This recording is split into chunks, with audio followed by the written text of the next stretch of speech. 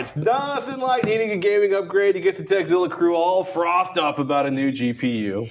Alex K writes in, hey Tekzilla crew, I'm looking to build a new computer for gaming, and my big question is graphics. Is it cheaper to buy 2 mid-range cards and run them in SLI or CrossFire, or to just buy one high-end card? My budget is just over $200 for the card or cards. Love the show. Thanks, Alex. K in Virginia. Virginia, lovely Alex state. K in Virginia. Yes, it is, actually. All right, well, NVIDIA's SLI or ATI's CrossFire let users leverage the performance of multiple, usually 2, video cards. All too often, you're better off going for one better performing video card over a pair of average performing cards. Running 2 video cards in SLI or CrossFire does not mean twice the performance. That's definitely something you should keep in mind. While 2 high to mid-range cards can perform just as well or even better than a single high-end card, that's not going to be with every game. Games that do well with multiple GPUs will benefit from those with SLI and CrossFire. Other games that don't, just kind of don't. You're better off with a single, faster card.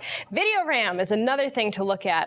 2 512 megabyte cards do not equal the memory of a single 1 gigabyte video card. The amount of RAM in each will still only be 512 megabytes. That means you won't have the room for super huge texture maps, and pretty much every game out there right now has those. And there are downsides to running multiple video cards. You'll need a bigger power supply, for example, enough room for a second card, a motherboard that supports a max PCI Express bandwidth for all your GPUs, and, of course, enough airflow to cool off all that heat that's going to come from those GPUs. Those giant power-sucking GPUs. Lots of fans. I think my last gaming PC had like 6 fans inside of it. 6. That's just too many fans. You gotta keep it cool. And finally, of course, you only have that $200. At that price point, you're much better off getting the faster single card.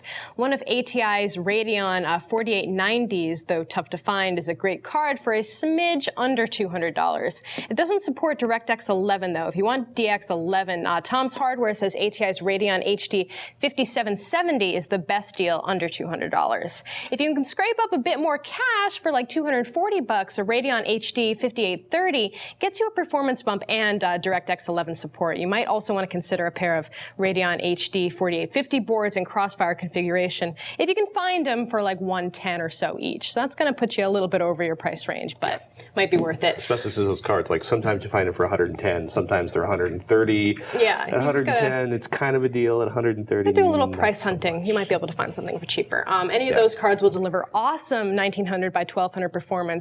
Props to Tom's Hardware for their awesome best graphic cards for the Money series. They update it every few months, and it's really awesome to kind of watch cards rise and fall.